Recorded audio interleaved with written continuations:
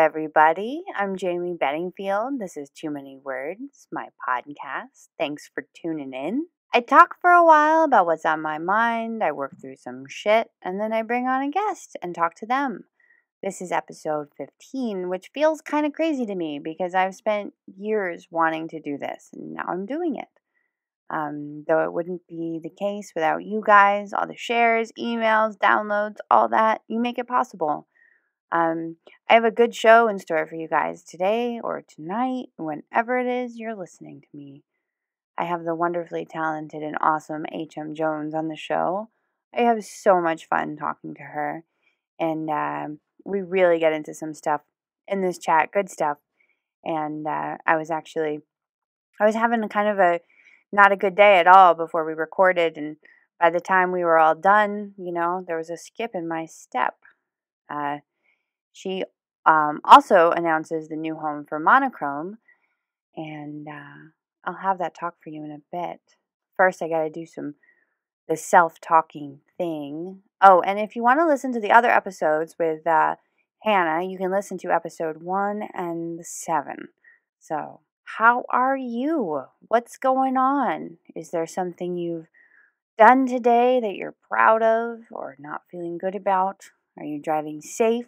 If you're listening to me while commuting, I know a lot of you like the new episode, ready in time for your morning commute, and I've been doing a pretty decent job, if I do say so myself. If you are listening to me while you exercise, maybe you should switch to Drake or Weezer or whatever it is that gets you pumped up and save me for another time. If you do like, jogging while talking to me, that's okay by me. I did yoga while listening to Trevor Hall this morning, and it was fabulous. If you like to do yoga or even just stretch and dance or move your body, Trevor Hall, it works. I want to read an email from a listener and a reader. If you want, if you wanted to reach out with a question or some comments or whatever, you can email me at jamethescribbler@outlook.com or hit me up on Twitter at @mebedingfield or the show at Too Many Words Pod. When my new site is ready, probably the end of this week, possibly midweek, there will be some clearer ways to reach out. And I know some of you have let me know that the fact that I'm spread all over the place, and it makes it confusing to reach out. And I'll still continue to be spread all over the place, but there will also be a central hub for it all.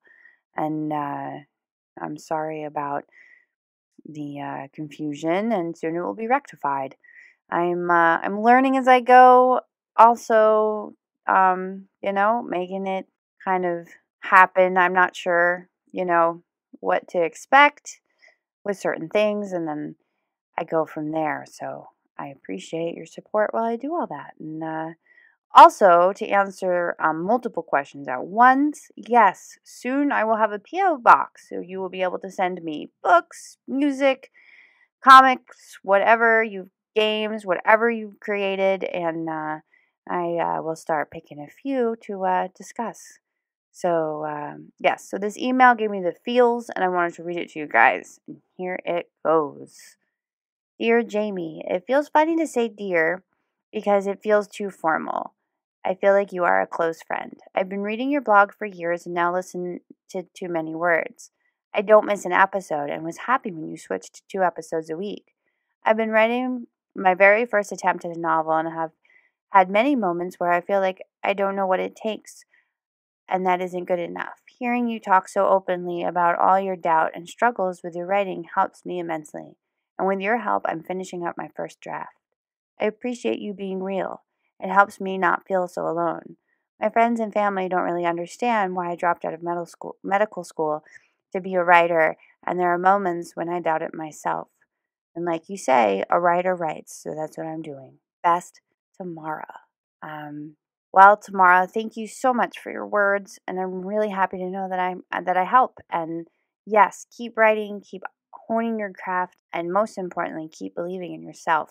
We all, unfortunately, probably hit certain points in our life where we're not as supported as we like to be. And in those cases, you have to support yourself. It's incredibly important. So keep it up, and thank you for your email. Your words made me really happy. Real quick, I'm going to plug my other show, Elliot Granger and the Clueless Brigade. Chapter 11, Complicated Friendship, is up on iTunes, and you can also read it on the Scribbler. If you don't do iTunes, you can also listen to it on Stitcher, and more options will soon be available. Actually, Elliot Granger is also available on Google Play, and soon will be available on Spotify, so stay tuned for that. And if you haven't listened to it, Elliot Granger is a young adult contemporary weekly series, and the series follows Elliot as she stumbles through grieving for her mother and dealing with her temporary family. Convinced that life is impossible for everyone, Elliot takes pictures of interactions rather than having them herself. And after weeks of going to a group that her guardians are making her attend, Elliot meets someone, which sets a dormant chain of events off that turns Elliot's life upside down even more than it was already. Um, I am having such an incredible time writing it, and it's Elliot is she means something to me, so I'm really loving all the feedback, and I'm happy that she means so much to so many also. And as I mentioned in the last episode, I just passed the YA contemporary novel that I've been whittling away at over the last 14, 15 months now. But this week, it's been challenging to not have it in my hands. It sounds kind of weird, but I don't know. I'm waiting on some things, and I just feel like my nose is open. But I'm hoping that some amazing things happen, and I have a pretty strong feeling that they will. But this week I had a planned article sprint, and I kicked ass at that, by the way, even though it was challenging for me to focus for a good part of the week. And along the way, I kept getting distracted by a character that kept popping in my head, and I touched on it a bit this week in one of my blog posts. And I've been building a world in the background for a few months, and I've been waiting to not have a novel in my hands before starting. I have never written high fantasy before, and I really want to take my time. I've never written a full length work, a full length novel completely in a world that I create. All of them, even the Ruby Dawson saga, existed in the world that we all live in today. And I'm really looking forward to, complete control, of course, but also unlimited possibilities. Last week, I was craving to wrap up the book and send it off to everyone that I was sending it off to, and my mind kept drifting to all the articles I was planning to write, and the ones a lot of them I've been kind of just having, percolate while I finish up other stuff. And it was distracting me last week because my head kept going over to these articles, and now this week I'm getting to all these different pieces finally, and I can't stop thinking about this character who seems to be living in the fantasy world that I've been creating. And her name is Imogen, and she's a warrior, and I'm excited that she's so persistent, but I'm also concerned a little bit because the last character that was this pushy was Ruby, and she was a handful. And maybe it's my process, I don't know, but that's how it usually goes. My mind drifts to things that I'm now working on, and then when I work on those things, my mind goes somewhere else, and somehow I make it all work. Maybe that's just what I do. I'm all over the place. My work process is a lot like a ping pong ball. I guess I bounce around. Good thing I have so many projects. It helps with the focus, honestly. Uh, but getting new ideas is always just so exciting for me, and to a point where I think I find myself craving it. It's not that I don't enjoy the other parts of the process. I really do love it all, but every phase has its own vibe and set of challenges. But something about those beginning moments where I'm figuring it all out, oh, I love it. Love it. It's so exciting. The feeling that anything is possible is just a great feeling. Well, you know what? There is so much awesome stuff that Han and I get into. So I think we should just go ahead and get into it. What do you guys say? Are you ready to hear my talk with Hannah? Huh?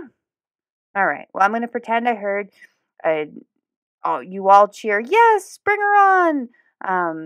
And that's what I'm going to do after a few notes here.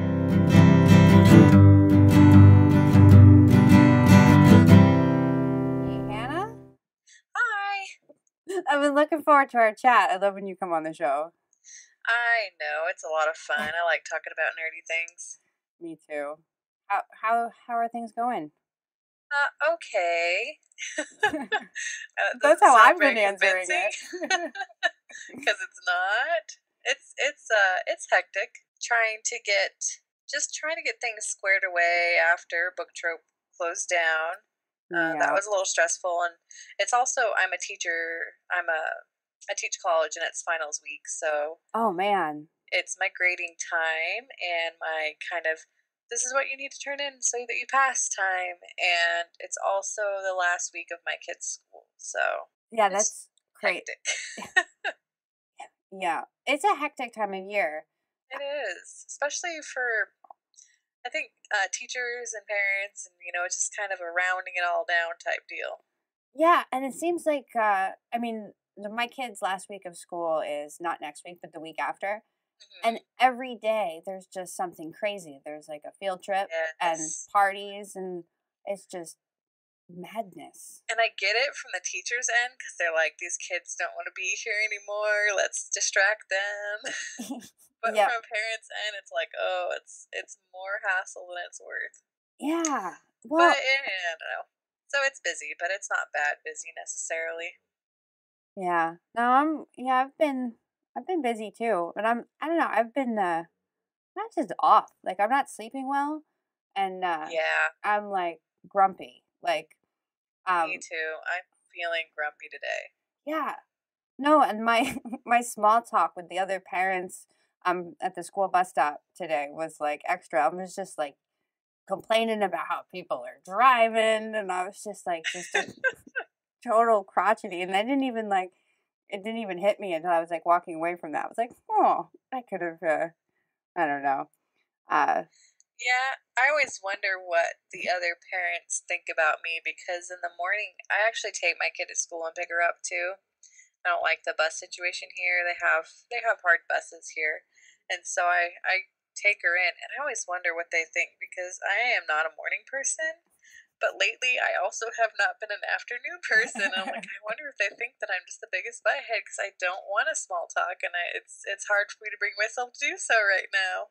Yeah. Well, I mean, sometimes, I mean, it's better to not small talk if you can help it. I mean, some of it just makes me crazy.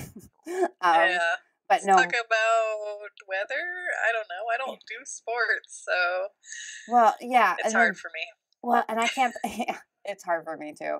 And I end up like I end up just stopping the conversation short because like I'll make a joke and then it just ends it. Or like, okay, I don't think you're funny, but no, morning person. Oh gosh, my bus stop, or the kids' bus stop there's like 8 kids that get on it, and most of those people have dogs, and I have my one dog because Bilbo's sister comes to the bus stop as well. Oh yeah. But it gets crazy, and there's some mornings when I'll like it's been a battle to kind of get out the door, and then there's one dog that's off the leash chasing a cat, and all the dogs are going crazy, and then I just like I'm the parent in the middle of the road that just yells, repeating, put your dog on the leash. Yeah, pretty much.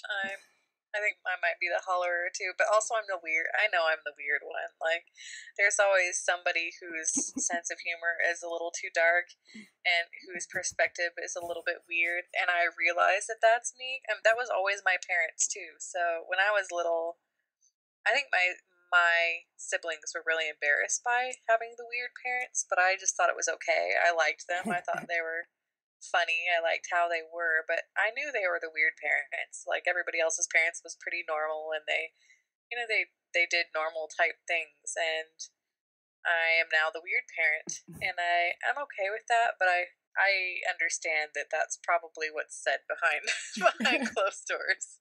Something not quite right about that one. Her jokes are always a little bit darker. You and I would have fun if our kids were in the same school because I'm definitely that parent. And I definitely, you know, I stick out, and I'm okay with that, honestly. I'm Yeah, used to it. It's kind of I always been my bag anyway. So, yeah, and I was in school too. I was the weird kid in school. I was geeky. I was like reading Robert Jordan probably before I should have. I think when I was 7, I started reading one of his books, and my mom's like, "Oh, that looks like a big person book," and my dad said, "Oh, I read those books before. They're fine." Well, they have like sex and things and a lot of violence. I don't know what my dad was thinking. Maybe he's just like, "Whatever, she'll hear it sooner or later." But that's the kind of stuff that I was wanting to read when I was really little. She's like, "No, no, no," and she gave me Tamara Pierce, which was a fantastic choice on her part. And I ended up coming back to those other books too, but uh, yeah, I was that person, yeah, and I was that's fairly comfortable with myself. But I don't know that other people were necessarily comfortable around me. And that's okay. when I was like 9, I went through a Virginia Woolf phase. So, Oh man, Virginia Woolf, yeah, her, amazing. yeah, I stumbled, like, her books were just in my house, and I was just like, wow, this is so not Goosebumps.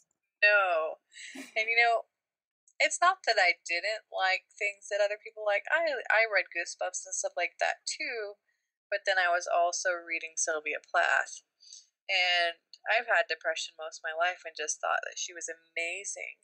And I was trying to like tell people why I liked her so much. I'm like, wow, she's a real downer. I'm like, no, she just feels the way I feel sometimes. Hmm. And I think a lot of people maybe couldn't relate to that, and that's a good thing. Yeah, Like it was a bad thing that they couldn't relate to severe depression. Virginia Woolf, they believe, was probably bipolar, and yeah, I loved her stuff too. I am bipolar, and I felt this affinity for some of the things that she wrote, and it felt like sometimes two people were writing it, and it would make sense if that were the case. I don't know that it is, but yeah, yeah. she wrote some just beautiful stuff.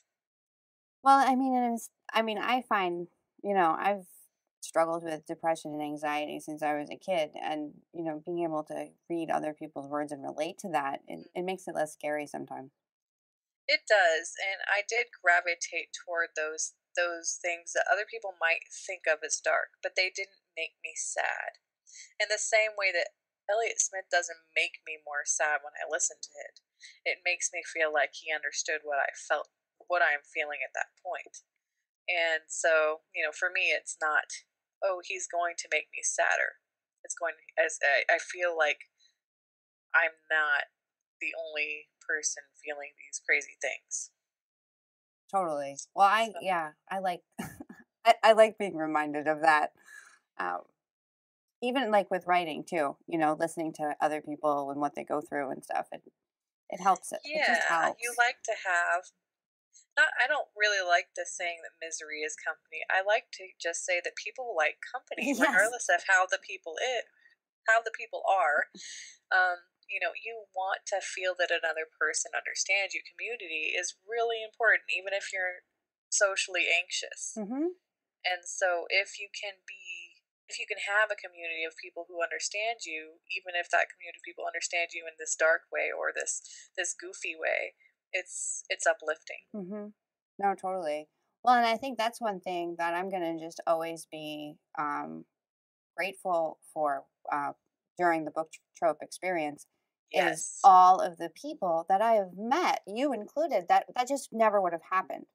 Um, Yeah, it was all around for me just a really wonderful experience. I Same mean, the here. end was sad. It was sad that my book only was published with them for a year because it was becoming fairly successful, and I got a book bub and two awards in the time that they had it, and a great team, like a fantastic team of people. But the thing is, I didn't lose those people, Yeah. so I don't feel like I lost a lot. I feel like I gained more than what I lost. Same here. Yeah. It's still a downer that I have to like revamp it, but I did find a publisher, You so did.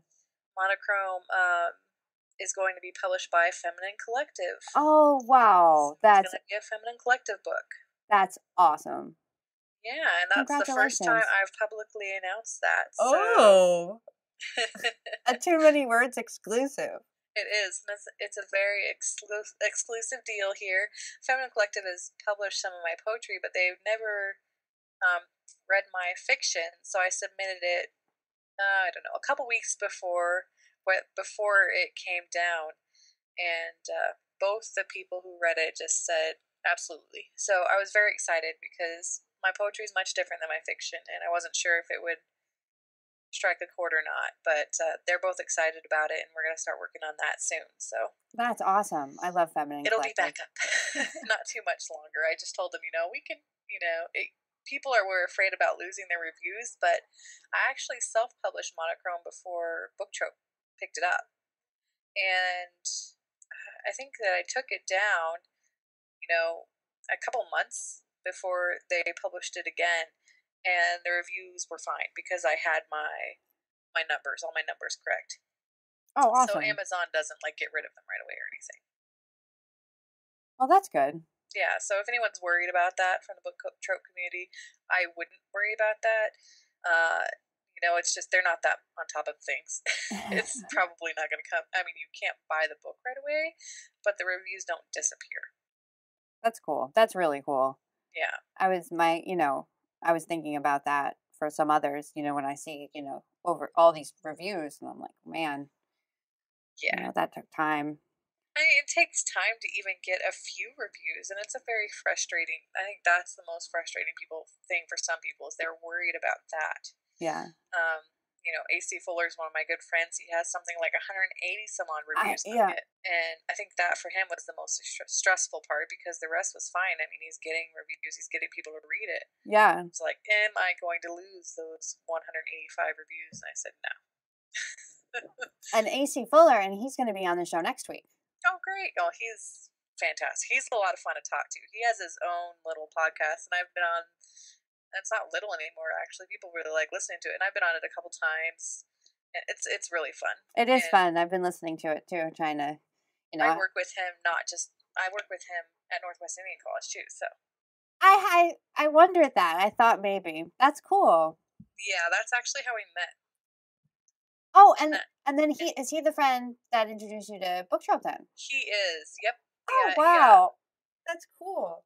He was in it for like a year before I was, and then he told me about the process, and it went really well for him. And so, yeah, that's how we met. That's how I met my book trope family, and then yeah, I signed with Gravity, which was the one imprint that did really well at book trope. Mm-hmm.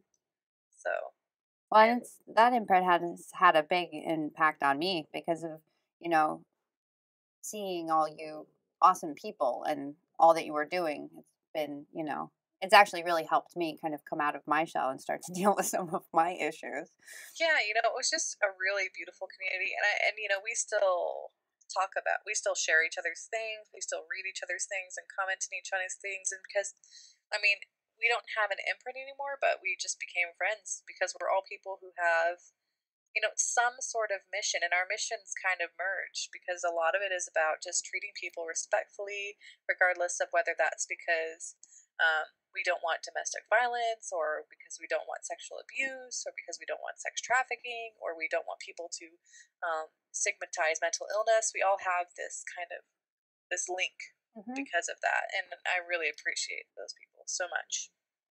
Yeah, no, it's been yeah, no, it's been really neat to be near. And honestly, I think it's actually helped me even come to doing this, this show that I'm doing. Absolutely, I think it's hard to be around the people who founded Gravity and really made it what it was without without being inspired. To come out of your shell a little bit and to just try to be the best person you can be, Hmm. because I think a lot of those people are just the best people they can be. Real quick, and this is a weird timing, but I wanted to do this at the beginning. Full disclosure, I actually have my dogs in my office today. Um, Hi. and my new editing software, I'm pretty good at getting a lot of the background noise. But just in case you hear snuffling or barking, I there. haven't yet. They're either really quiet, very well behaved dogs, or you have That's really not. good software.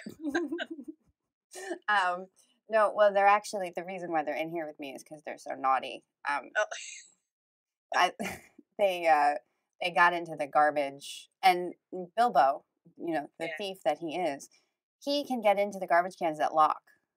Yeah, I mean, he's a thief. He might even have a one ring. You don't know. Right, I think, yeah, no, I think the name for him is the One Ring. Like he is like transformed. He's so sneaky, it's crazy. But no, yeah, he can get into the garbage cans, and right shortly before I called you, I was scrubbing tomato sauce off the kitchen floor because we had spaghetti and Bilbo. meatballs. Yeah, but it's funny because when he gets in, like he knows he's done something wrong, and he'll immediately like roll over and show me his stomach, but it's not genuine. He's gonna, Yeah. He stinker, knows. He's just like, yeah, I know, I did something wrong. and So I'm beautiful. yeah. Yep. That was yesterday. My dog sleeps in our house at night, and I heard something like he was just being more. There was just a ruckus. Usually he just sleeps here at night. Usually he's naughty during the day, like he runs away and he eats things and he terrorizes my chickens. But during the night, he's usually sleeping, and he was just being really obnoxious because I forgot to buy his dog food. Ah. And so I tried to feed him leftovers for dinner. I could tell he wasn't like keen on that idea, but I'm like, you're a dog, just eat the leftovers. And they were fine. I was like, hot dogs. What dog doesn't like hot dogs? Mm-hmm. Apparently, my dog, because he was being a jerk, he ate one of my pillows off of the couch, and he's Oh never done that before. And I was like, what? What are you doing? And he man. tried to look sorry, just like Bilbo tried to look sorry, but you can tell it's just they don't. It's not genuine sorry. Yeah, totally. Well, He would have totally eaten the whole thing. oh man, pillows. Well, Bilbo, he's funny. Like when I'll leave the house, he gets upset and he'll come and now he can't get in my office unless I let him. But before he could just walk right in and he'd come and he'd take all my headphones out of my basket, not destroy them, but just be like, Right. "Hey, I can do Just be this." destructive. Not yeah, Right. knock my books down off. And it's funny because I've seen him do it, and it's like this little paw. And he's like, "Oh, I'm mad." I don't know. People who say that dogs don't aren't vindictive and they're not doing those things are wrong because I've had animals act in naughty ways when they were upset about something that I did, whether it was because I left on vacation, had a cat pee all over my stuff because every time I left, he would pee on my stuff. Oh man. When this guy didn't want his food that I tried to offer him, he decided to eat my couch cushions. Yeah, gotta pay for those hot dogs. Yeah, which I kind of feel like hot dog food. I don't know. No, I mean, Not that sure should what the that case should have was there. that that That's spoiled. totally. Well, then my other dog Jake, who's actually Bilbo's dad, couldn't be any more genuine. So it's funny. Like he can't even sneak. It's just like he'll look at you like I'm gonna take this right in front of you, but I won't Right. because you're gonna just smile at you. I love Yeah. Well, it's fun. They do have their own personalities, and my dog's really a sweet dog. Like he gets along with all the animals and all the kids, and he scares the chickens but doesn't try to eat them, which is nice. Yeah, I bet. No, I can't imagine what Jake would do with chickens. Yeah. He's curious about all other animals, but he doesn't seem to want to hurt anything, which is really great. He's a really sweet dog. That's nice. Yeah. And he's an animal, so you couldn't blame him if he'd want to, but he seems pretty just like whatever, mom told me I can't eat you, so I'm not gonna. It's nice. Yeah, no, totally. No, I love my dogs. I did not think I would be a dog person, and it turns out I am. I don't know how you can't be when you end up getting a dog. They're just a lot of fun. They are, and I've actually never considered myself a dog person until we rescued an 8-year-old Rottweiler mix, who is our original Jake, Hmm. um, and because our golden Sally, she doesn't do well by herself. She needs more dogs, but I didn't Yeah, want another puppy at the time. And something between me and that dog, it just changed me forever. yeah, yeah. I think that's it. There's a right dog for the right personality, Mm-hmm. and I don't know what it is. He's just the right dog. Nice. Probably because he's just He is low maintenance. He just likes to run around, and he was hard as a puppy, but he wasn't possibly hard or anything like that. I tend to like older dogs, and which is funny because he's a puppy. He acts like a puppy, but I love him. He's sweet, and even when he eats my cushions, I still like him. So there's something there. Yeah, totally. Totally worth scrubbing the tomato sauce off the floor. Yeah.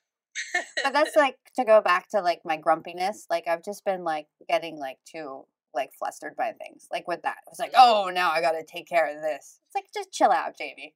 Well, yeah, and I kind of think I mean, I haven't been sleeping well. I was manic for probably about a week and a half, and I don't sleep well when I'm manic. I do a lot. I stay up pretty late. Can't seem to help it. Like you just can't help it Yeah, no, at I'm that point. And so that wasn't great. But also, I'm just not sleeping well because it's sunny. And when it's really sunny, when it first gets really sunny, I don't know. It messes me up, messes my body up. I guess I'm sensitive to that stuff. I'm starting to think that I am too because like I don't know, like I've been like kind of all over the place with all this sunshine and not sleeping well. And I mean I have had horrible sleeping problems for a really long time. I go through phases. I just totally It's worse right now. yeah, yeah, it is. And then yeah, I was just thinking, I wonder if this is like, the seasonal change is probably not helping. It doesn't. It changes. I think that I know a lot of people like, yay, summer, summer, summer. Summer's a very stressful time for me. I don't sleep well because it's too bright, and I have my children more often, which is good because I love being around them. But it's also bad because we don't have a routine, and a routine is a nice thing for a person who needs it, and I'm one of those people. Yes, I was actually just talking about this in the episode that's going to air on Thursday and tomorrow. Was that one with Bob? Yeah. I love Bob. Oh, yeah, no, he's awesome. That was a real good talk. But I was talking about that too, that I'm like feeling super anxious with the summer coming up. And yeah, summer's a rough time for me. Last summer was just awful.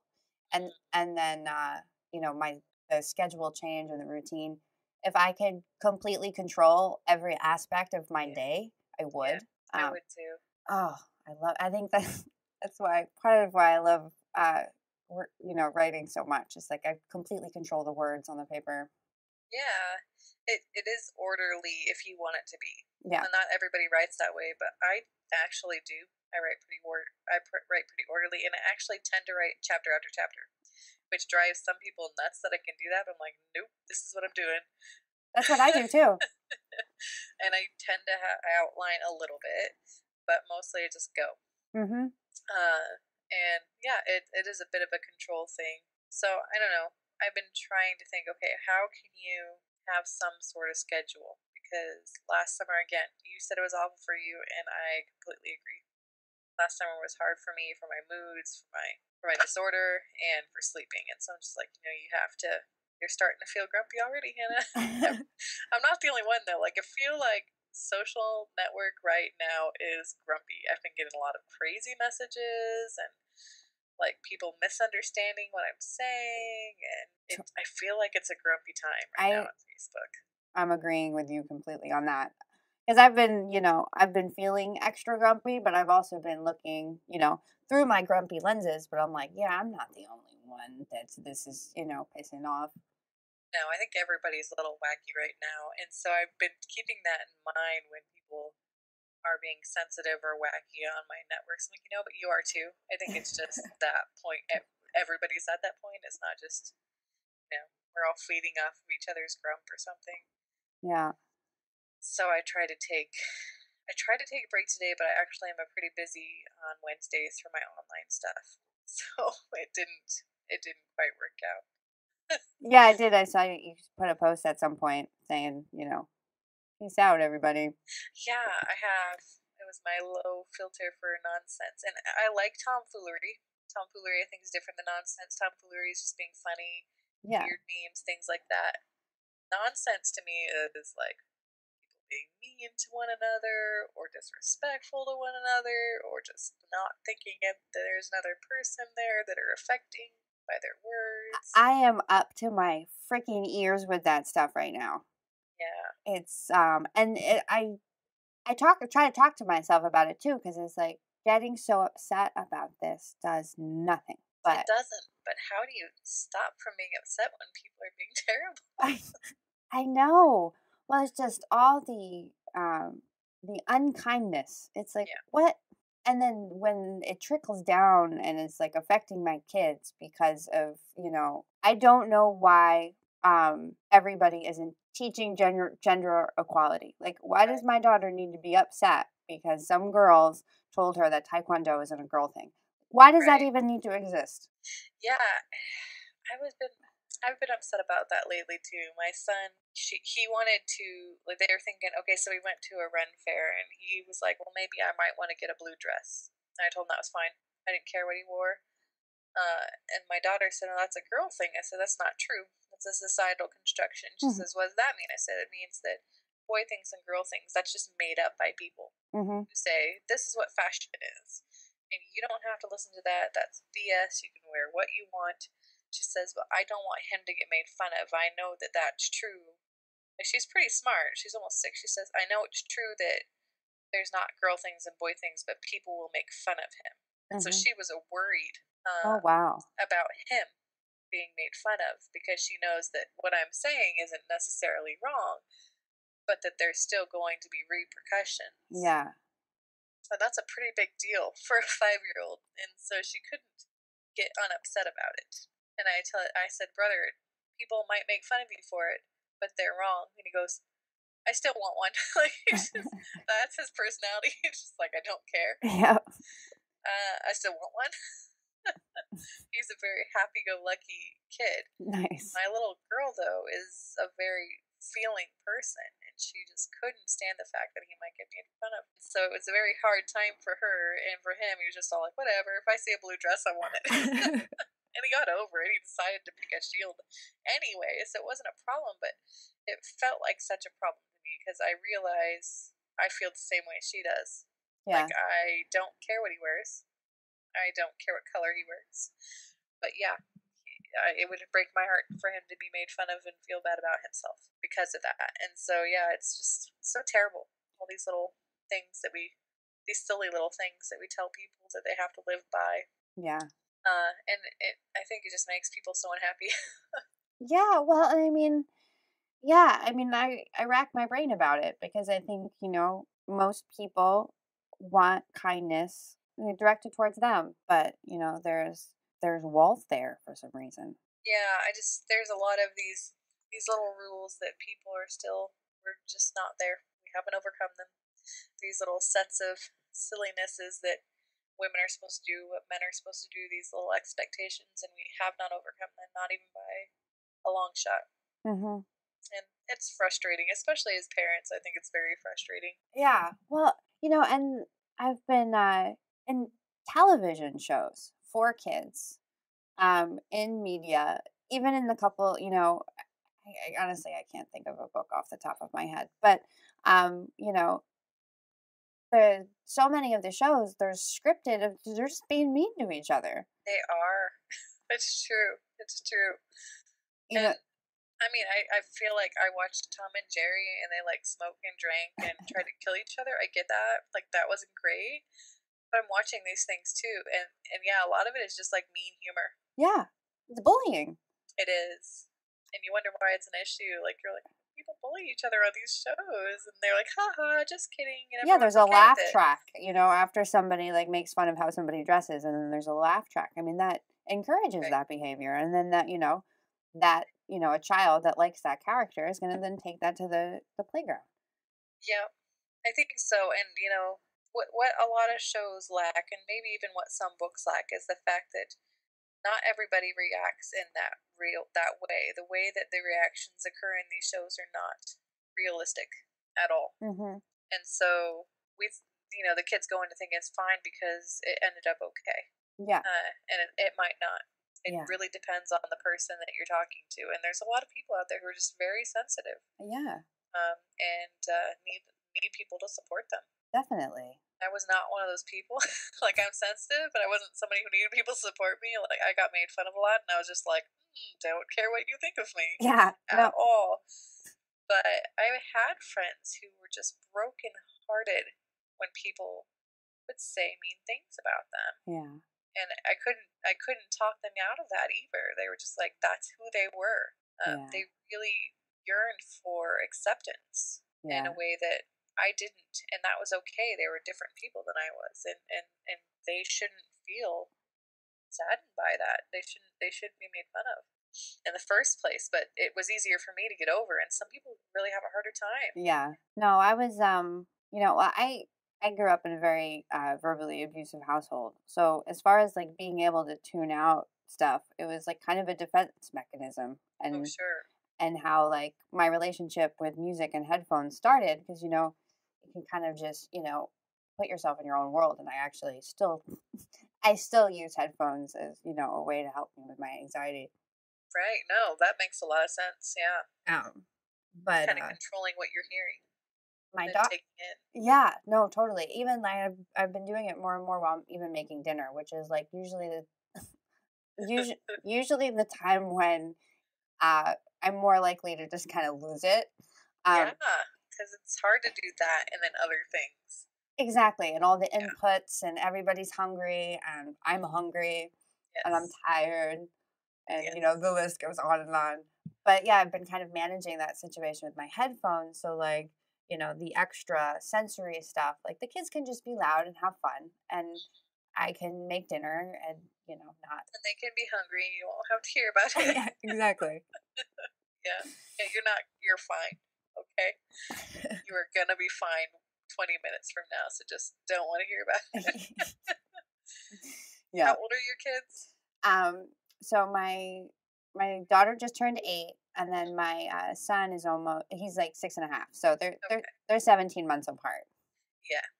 That's about how much. I think mine are about 14 months apart, but yeah. Oh shit! Yeah. I very rarely come across somebody that beats me in the age difference. So like, yeah. So yeah. So you yeah. No, It wait. it's a, That's not right. Mine are 24. No, you win. oh Mine are okay. 22. 22 Ah months apart. yes. Yeah, so you win. Okay. But still, I'm not good at math. no, I'm not I either. don't know if I told you that No. before.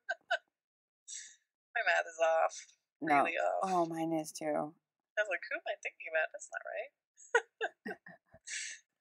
I was not even sure that I was going to have another child after my first.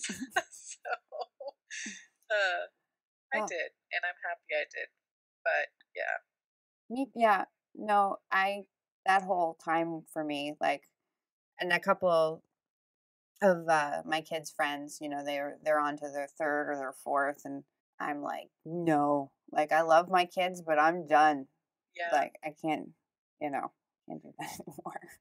yeah. I would love to be the person who could have a third child. I don't know that I am that person, and you have to know. Yeah. And it's good for the kid for you to be completely certain. And I wasn't diagnosed as bipolar until after I had my second child. And I'm Okay. happy I wasn't because I wouldn't have had kids if I knew. And I wouldn't put that anyone else. I think any person can be Yeah. a parent with effort and with counseling and lots of work. I don't know that I would have just because I didn't realize just how complicated what I was going through was. Yeah.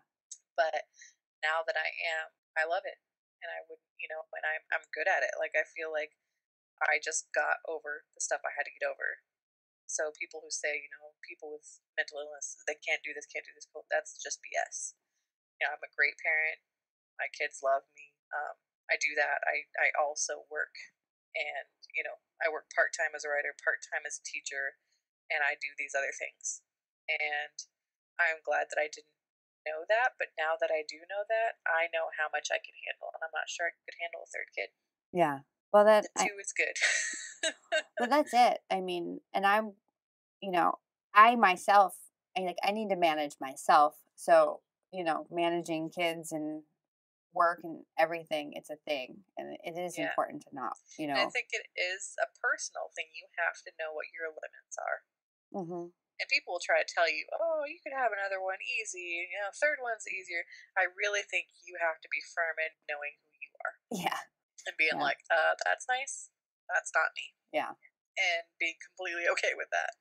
not feeling like you fall short just because you can't or don't want to, maybe. No, definitely. Well, I mean, being aware of like what it is that you really want or really need, it's so important and it's a challenge for me. Like, and I would have never expected that I would be so career working obsessed, goal oriented.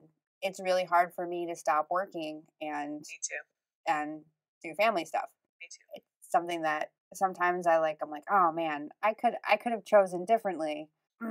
But Yeah, it's hard not to be hard on yourself about that. If you get caught up with something and think, "Oh, I should have done that other thing." yeah, it is hard, but at the same time, I think I need to continue to keep in mind like what it is that I'm sacrificing when. But I know that I need to, it's very important to me that I stay on schedule and stay focused with, where I want to go with this. So, Right. And I talk to my kids about it too. I say, I do want to play that game with you. Can I do it after I finish my blog? I do want to play that with you. Mommy wants to do this with you, but I'm going to do it after this point. hmm, And so that they know that just because I'm home doesn't mean that I am not working. yes, And I felt more guilty about that to begin with. And then I realized the guilt was not mine. yeah, Like that guilt doesn't come from me. That comes from just crazy expectations that that I don't care about really. They're not my own expectations. I don't know where they come from, but they're not mine. I'm not going to worry about them. yeah. I'm going to also be good to myself, and being good to myself means that I also had to pursue my passions. Mm-hmm.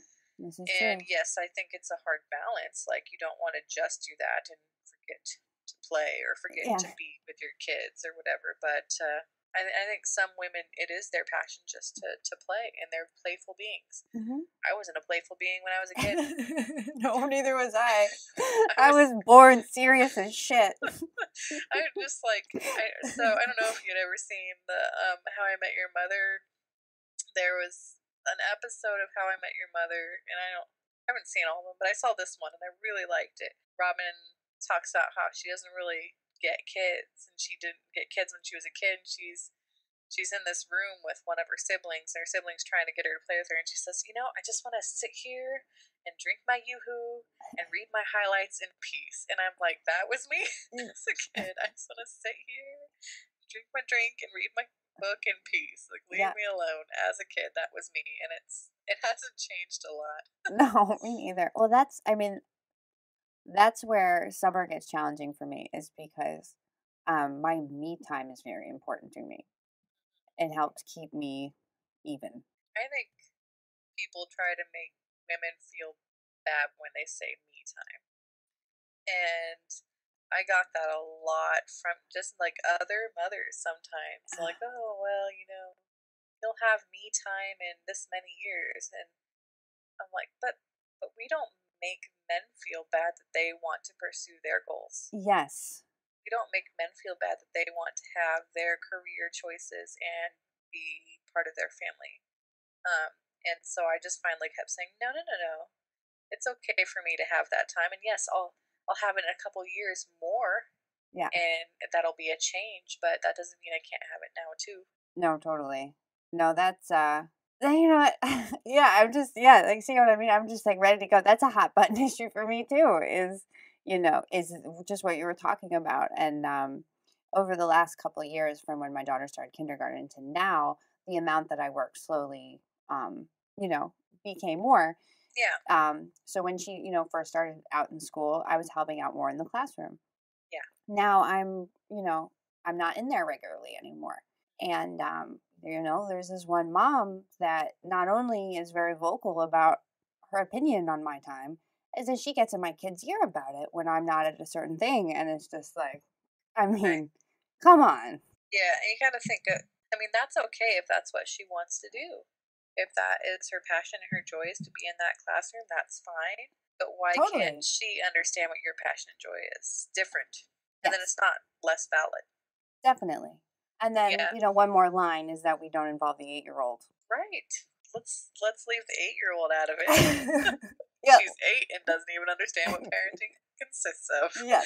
Yeah. Yeah, I can't even imagine being like that to somebody else, but I get that. I've seen it before. Yeah. And I'm a pretty, I think people would call me blunt. So when somebody says something, I don't back down. And I think that's one thing that I'm actually pretty proud about. Yeah. Like, I don't let people tell me what I should be doing, what I should be doing, and I don't let people be mean to me or my children or anyone that I love. And I don't like a lot of things about me, but I don't like my temper necessarily, but it serves me well in that way. I've had people say things like that before, and I said, "Hold on, this is what I think, and you have no right Yeah. to try to tell me what is right for my life. Back off." And I think being my size helps in this situation because there's never been a point where someone's like, "I won't back off." They're like, "Yes, okay." Okay, so that's interesting because so I um I I I've in similar with not backing down. Sorry, too many thoughts trying to come out of my mouth at once. It happens. And sometimes I'm end up walking away with certain situations feeling ashamed because I've let my temper kind of become too much of a thing. Right. But I've always as I was younger, and I'm 4'11", and I just kind of my hobby was kind of running my mouth when I was younger, and I got myself into some situations where other parts of me couldn't back up what my mouth had started. Right. Yeah, I'm 5'11". Yeah, I'm almost 6 feet tall, and I'm fairly muscular, and so it's different. I do think I don't know. My mom was she wasn't short by any means, but she was small-ish. But she was just as feisty, and I was frightened of her as a child.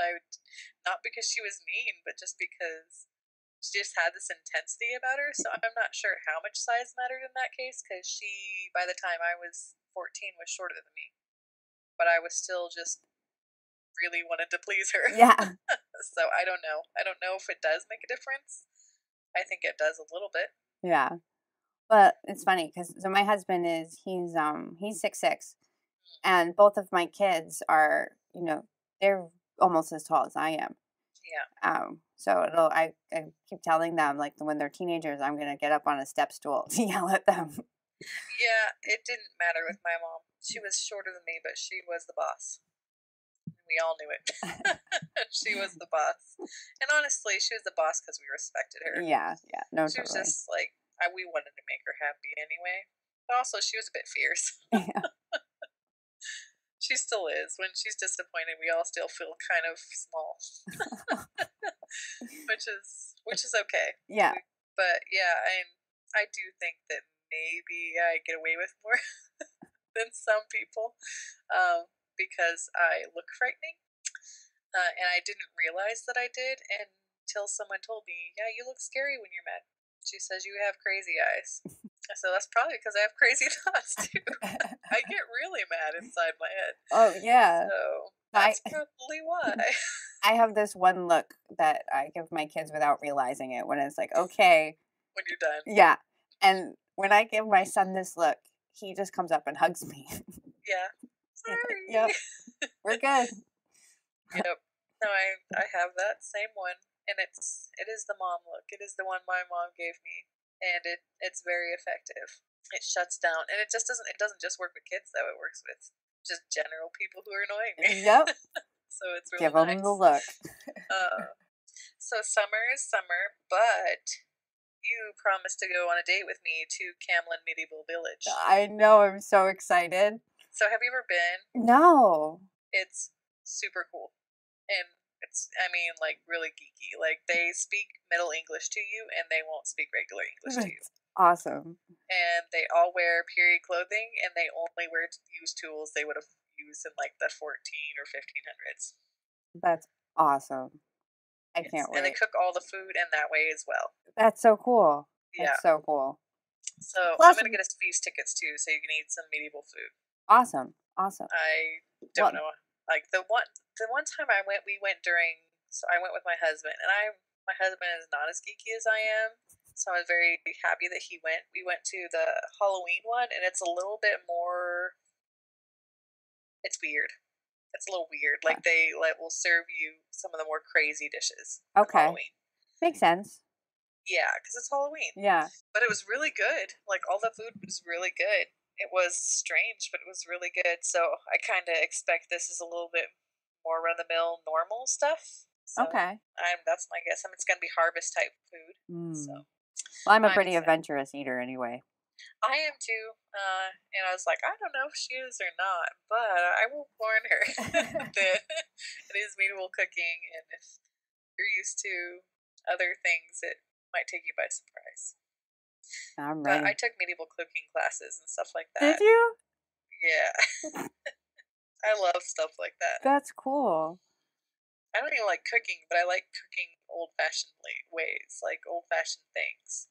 I bought the George R. R. Martin Song of Ice and Fire cookbook, Oh, and it cool. has a lot of that kind of stuff in it, and I love it. Oh, I should check that out. It's I really can cool.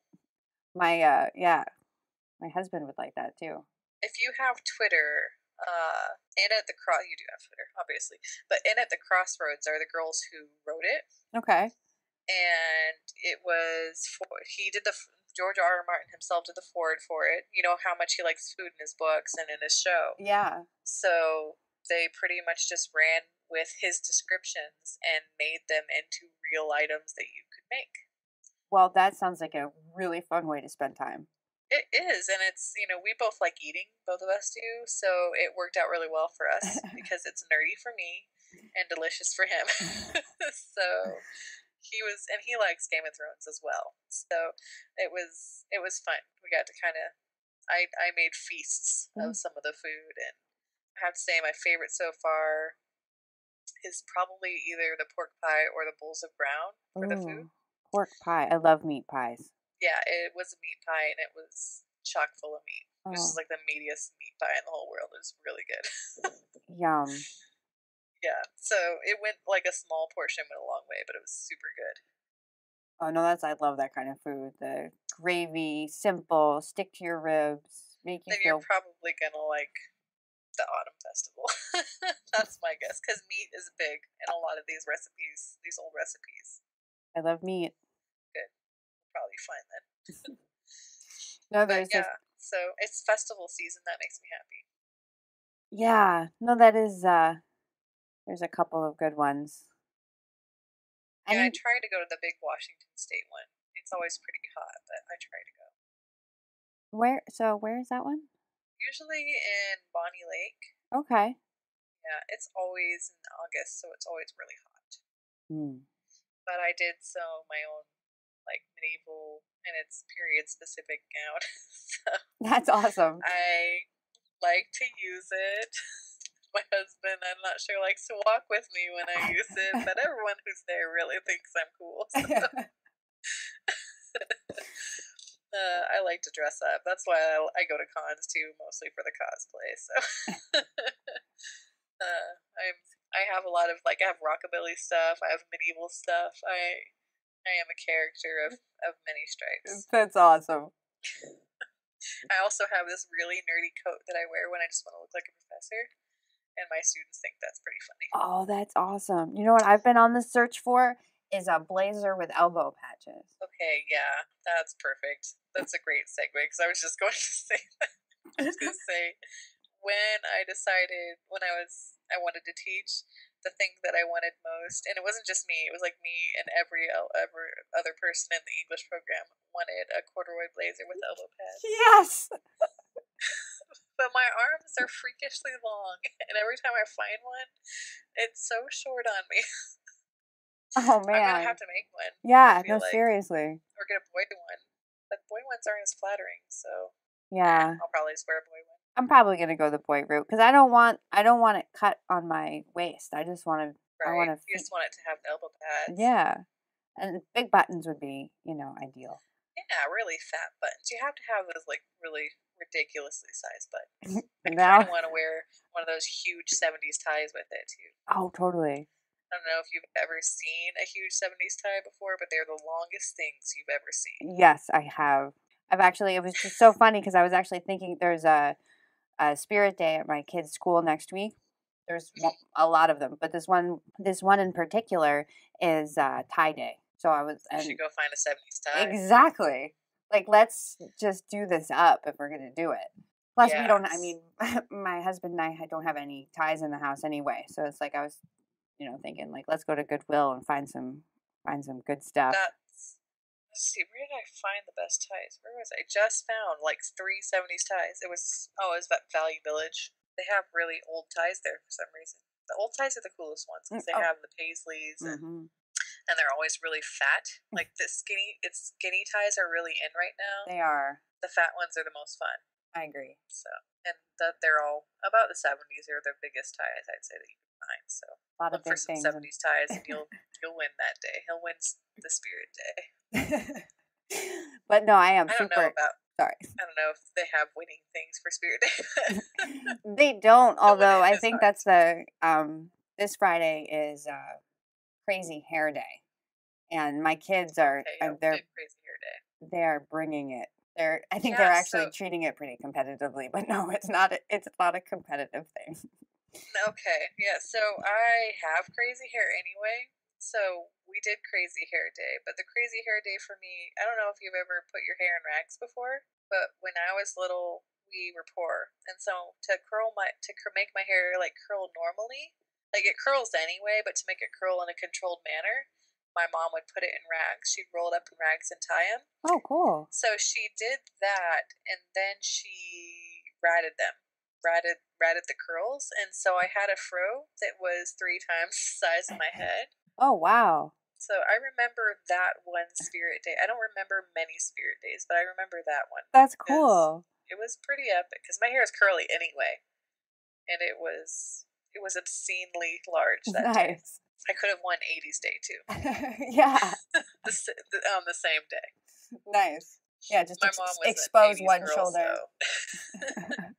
What'd you say? I said expose one shoulder. Flash dance. Right. That was a fun time. I had very large hair that day. That's I think awesome. I kept smacking people with it, though. That was the only downside. Yeah, no, I'm going to post pictures. My kids have laid out the plans, and I've agreed to do it. Okay, so is it like cutting? Is any scissors involved? No, but my daughter is going to have I'm going to purple tips, and then we're going to do like braids and knots and have them stick out all over the place. Yeah. And then my son wants red hair like a fire. So we're going to like spike it out and stuff. So with the braids, if you want them to stay up and stuff, are you going to use coat hangers? We're going to do, like the twine for friendship bracelets? Yes. We're going to incorporate some of that. That's cool. Yeah. That's going to look good. I'm going to have to see the pictures. Yeah. Well, I'm going to do the Facebook thing. But, no, but I am really excited for both the medieval feast and it will be the day that Jayme and Hannah meet in person. I know, yeah, I know internet people's meeting in real life. I actually didn't know what IRL meant, and people kept asking me if I wanted to meet that way, and I was all like, is that dirty? What is it? It can be. Oh, in real life. Yeah. It means in real life. I didn't know because people were asking me, "Oh, we should get together IRL," and I'm like, "Ooh, what does that mean?" and so, because one of the local authors is like, I mean, it could be, but I'm gay, so probably not. It's like, well, what does it mean? He's like, in real life, you dummy. I was like, oh, okay. Oh. And he's like older than me, so now he makes fun of me because he says I act older than him. Because I didn't know what that meant. I was like, oh, is that what the kids are calling it these days? You don't know. Because I didn't realize what Netflix and chill was until very recently. So I just thought it was just Netflixing and just hanging out. It's not. So don't make that assumption. That's funny. I'm too old for these new sayings, I found out, which made me feel funky. Totally. Oh, my kids were saying word. Okay. And I knew that to be stupid, but yeah, I didn't realize that was a thing again. Well, and I was, I always thought of it, it was like, cool. Yeah. Word. But exactly, my kids are using it like it's means awkward, and their Oh. friends are doing it too. And my husband and I are like, "What? No, but Well, that's not what it means. no, crazy kid." You kids don't know what you're doing with that. It's word, not word. Yeah, I don't know. I've never heard that one before, but like I said, I'm pretty uncool, so Oh no, I beg it to was an differ. awkward conversation. The Netflix and chill was an awkward conversation that I had in my college class. Really, that's awesome. Like, Miss Jones, it's okay. It's cool. It's cool that you don't know what that is, but that's not what it is. That's funny. Do your Google research, Miss Jones. I'm like, I don't want to Google that. You know what's going to come up if I Google something like that. Oh my goodness, totally. Well, no. Careful. And the first time I heard of it wasn't too long ago either, and it was like in the radio show that I watch in the morning or listen to in the morning. Yeah. There was a caller, and she was all upset because of a miscommunication, basically about a date, Netflix and Oh. chill. She did not expect what the chill meant. Yes, exactly. And he's like, why are you, I said Netflix and chill. And she's like, but I didn't know what that meant. Right, but I just thought we were gonna chill, Yeah. like watching a movie, right? Yeah. It's, to be fair to anybody, it's misleading. It's pretty misleading because when I think chill, I don't think naughty time. No. I think sleeping times. Yes, totally. Popcorn, perhaps. Some Nice Swedish comfortable fish. pants. Mm-hmm. Yeah, I mean, if something happens after, it would be accidental because I would have chilling in the mind to begin with, Yes. and not the kind of dirty chilling that we're talking about, kids. So stop laughing. Yeah, it's pretty funny, and I feel like what my mom must have felt like when she would look at me weird when I said things. Yeah, And I know. I'm not old. I'm 32, so that might sound older than it is. When I say stuff like that, but I don't keep up on things. Yeah, no, I don't either. And I'm 29. Okay, so pretty close. Yeah. Yeah, but no, I often sometimes the way I talk, especially when I'm trying to work the TV remote too, I'm like, what does this button do? What is this devil's machine? Exactly. Yeah, I like old people things. It doesn't help me. Like so Facebook always thinks I'm older than I am. The ads that it gives me, for instance, are mostly for retirement things. Facebook thinks I'm 90 because I post things about gardening and I don't know, things that old people like, I guess. I'm gardening and being comfortable. I get a lot of chairs. A lot of things about furniture. It's like, it's you just seem like somebody that likes to sit. Right. This is a person who sits. To be fair, I do enjoy sitting. I do like sitting too, but I work out, and so I think Facebook is confused because they think I'm 90, but I also look up workouts and stuff like that I can do as a mom on the go and things like that. So it's like, are you old or are you not, Hannah? Do you like women? I don't know. They keep giving me weird, confused ads, I think this retirement home or women dating. No, okay, not that. Yeah, so confused. I know. Craziness. That's probably because I write about LGBT stuff, and that's my guess on that one. Yeah. But Facebook is very confused by me.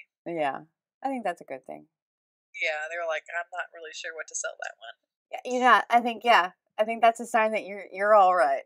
It could be a bird color. It could be a girlfriend. I don't know. We're just gonna throw it all out there. Or Facebook. Mm-hmm. Well, I think we're just about out of time, even though that's a weird thing. This happens to us every time. I know. We have so much to say, Jayme. See, this is why I think when we meet IRL, it will be fine. Oh yeah, absolutely. But I'm not gonna chill with you, just so you know. Yes. No Netflix. Yeah. Stew and chill. There you go. A medieval take on it. And then we're gonna do something new where I'm gonna close out the show after, you tell everybody where to find you and everything, uh, I've been, recording a clip of me doing that and adding it at the end. And it's like a very like, here's Johnny effect. Like, oh, that was great. So I'm hoping that I, attempt to not leave like, a Diet Coke taste in everybody's mouth. So, but, anything I can do to help. well, and then, and thank you again. I love having you on the show. I think you're a blast, or I wouldn't have asked you on a medieval date.